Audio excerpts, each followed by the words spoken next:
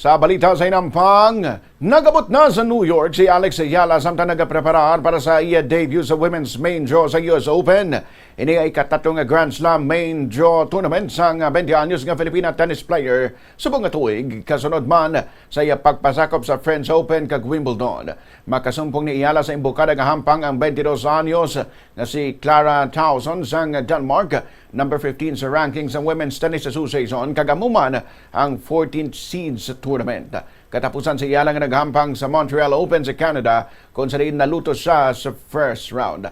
Antes ini ginlaktawan sang Pinay tennis star ang Cincinnati Open kag Monterrey Open na rason nga nag-uso sa world number 70 sa rankings kasunod sa iya ginsoprer nga shoulder injury.